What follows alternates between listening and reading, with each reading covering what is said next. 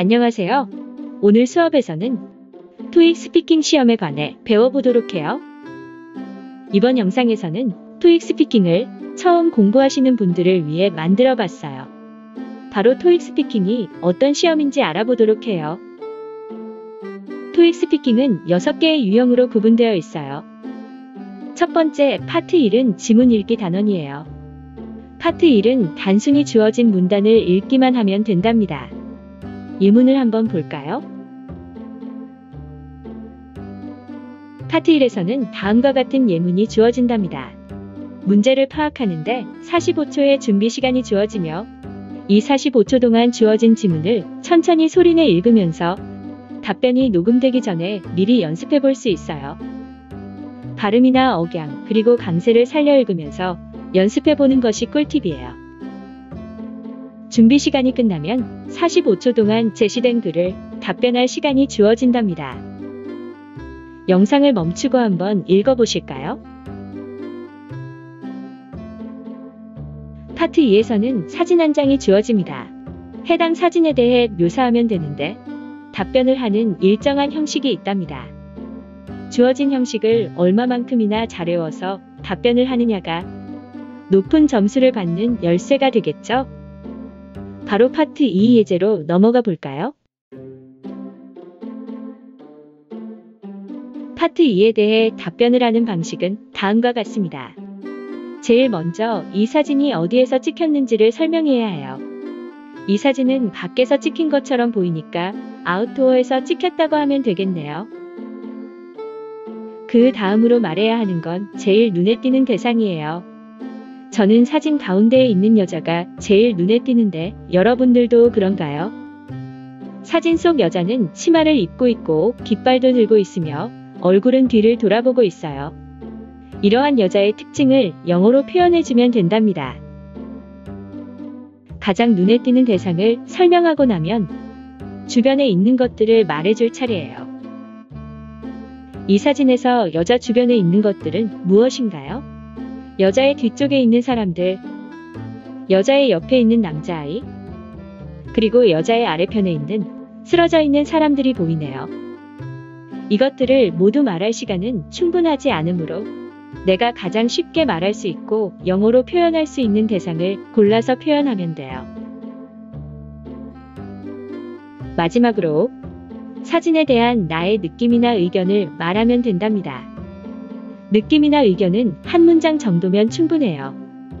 저는 이 사람들이 전투를 벌일 준비하고 있다는 느낌이 드니까 그렇게 말해볼게요.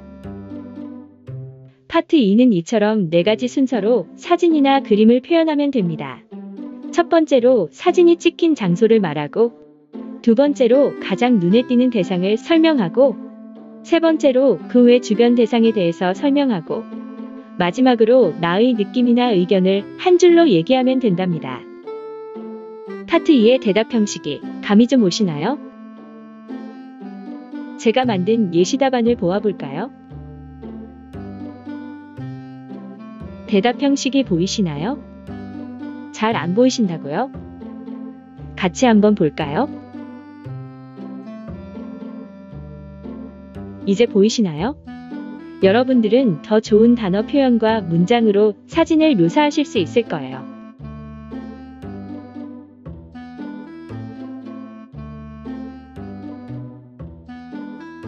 파트 3은 물어보는 질문들을 우리 생각대로 답하면 됩니다. 파트 3의 첫 번째 질문과 두 번째 질문은 짧게 한두 문장으로 대답을 하면 되고, 파트 3의 세 번째 질문은 제안을 하거나 장단점을 물어보는 질문을 한답니다. 바로 예시를 볼까요? 파트 3에서는 상대방과 전화통화를 하고 있거나 설문조사를 하고 있는 상황이 주어집니다. 문제 4번과 문제 5번은 15초 안에 답변할 수 있는 짧은 답변을 요구하는 질문이 나오며, 문제 6번은 30초라는 시간이 주어지고 긴 답변을 요구하는 질문이 나옵니다. 문제 4번과 5번은 2문장 정도로 답변을 하면 되고, 문제 6번은 30초 동안 제안을 하거나 의견을 말하는 질문이 나옵니다. 문제 6번은 내가 생각한 제안이나 의견을 말하며 시작하고, 그 그 뒤에 그 제안이나 의견에 근거를 덧붙여 설명하면 됩니다. 어때요? 파트 3에 대해서 조금 감이 좀 오시나요? 제가 만든 답변을 한번 읽어보신 후에 바로 다음 파트로 넘어가도록 해요.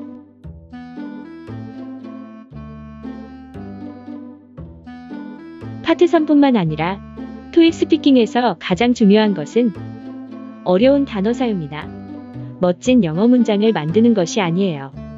어려운 단어 사용이나 멋진 문장이 있으면 더 좋겠지만 그것보다는 물어보는 질문에 제대로 답변하는 것이 중요해요. 제가 답한 부분 중에서 빨간색으로 된 부분이 문제에서의 핵심 단어라고 볼 수 있어요. 문제에서 물어보는 부분을 꼭 빠뜨리지 말고 답하도록 해요.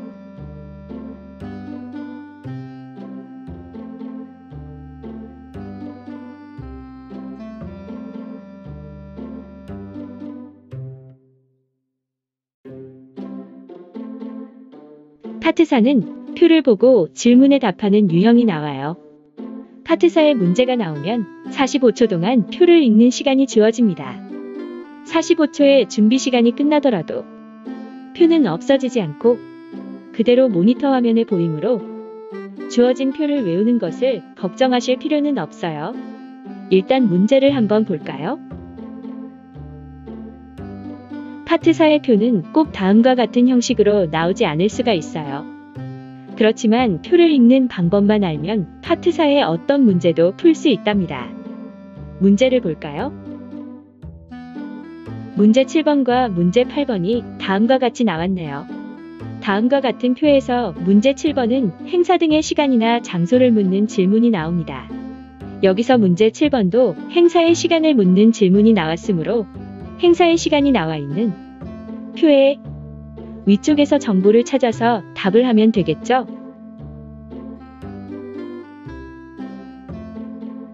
문제 8번도 표에서 찾아서 대답하면 되는데 파트 4에서는 표의 아랫부분을 주의 깊게 봐야 해요. 보통 아랫부분에 별표 쳐진 데서 문제가 자주 나오는 편이랍니다. 이제 문제 8번을 답변해 볼까요?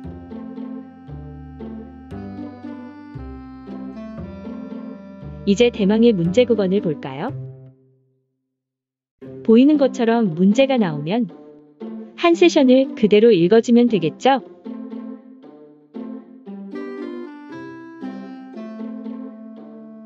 이제 파트 5로 넘어갈까요? 파트 5는 문제를 듣고 해결책을 제안하는 문제가 나와요.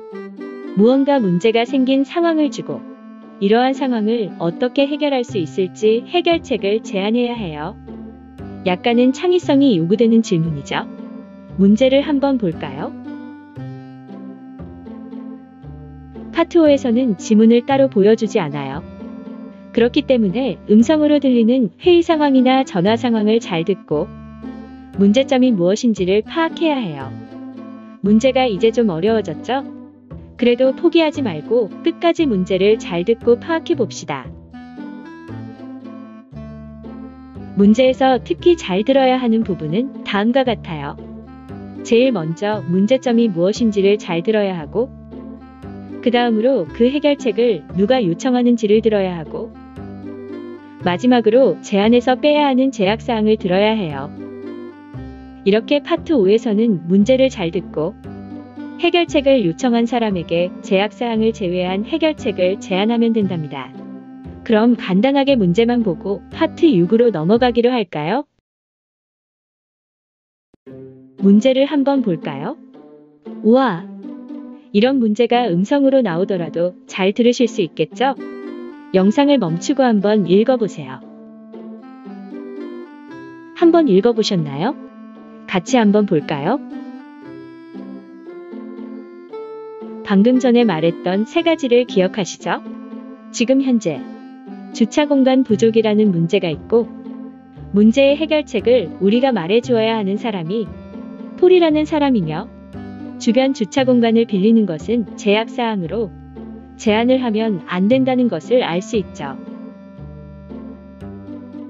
답변을 어떻게 할지 생각이 드시나요? 어렵다고요? 파트 5부터는 어렵기 때문에 꾸준히 노력하면 잘 하실 수 있을 거예요. 그럼 이번 문제에 대한 제 답변을 들어보실래요? 저는 다음과 같이 답변했어요.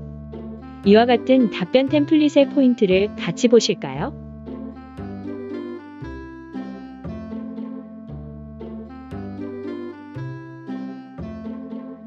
파트 5는 이와 같은 방식으로 답변을 하면 문제가 없을 거예요. 무엇보다도 문제점에 대한 좋은 해결책을 찾고 영어로 자연스럽게 답변하는 연습을 하도록 해요. 그럼 이제 마지막 파트로 넘어갈까요? 파트 6에서는 의견을 제시하는 문제가 나옵니다. 의견을 제시하는 문제란 무엇인지 바로 알아볼까요? 토익 스피킹에서 나오는 의견이란 다음과 같이 세 가지 종류가 있어요. 첫 번째는 찬성을 하는지 반대를 하는지를 묻는 문제예요. 이와 같은 문제가 나온 경우 찬성을 하면 agree, 반대를 하는 경우 disagree라는 동사를 넣어서 답하면 돼요. 두 번째는 여러 개 중에 더 선호하는 것을 선택하는 문제가 나옵니다. 예를 들어서 고민이 생겼을 때 누구와 상담하면 좋을지 문제를 물어보고 주변 친구, 부모님, 선생님 중에 내가 누구와 상담하는 것을 선호하는지 그리고 왜 그런지 이유를 부가적으로 설명하면 된답니다. 보기 중에서 가장 선호하는 걸 골라서 답변을 하면 된답니다. 마지막으로 세 번째는 어떤 대상의 장점과 단점을 묻는 문제가 나와요. 어떤 대상의 장점과 단점은 내가 선택하는 것이 아니라 문제에서 대상의 장점을 설명하라거나 대상의 단점을 설명하라는 식으로 문제에서 정해준답니다. 그래서 문제에서 정해주는 대로 대상의 장점과 단점을 설명하면 된답니다. 이제 문제를 볼까요? 이번에는 동의를 하는지 안 하는지 문제를 볼까요? 고등학생들이 자기가 배우고 싶은 과목을 선택할 수 있게 하는 것에 동의를 하면 agree, 동의를 하지 않으면 disagree를 선택하고 그거에 따른 근거를 말하면 된답니다. 답변을 한번 해보겠어요? 답변을 다 하셨나요? 제가 만든 답변을 보면서 영상을 마치도록 할게요.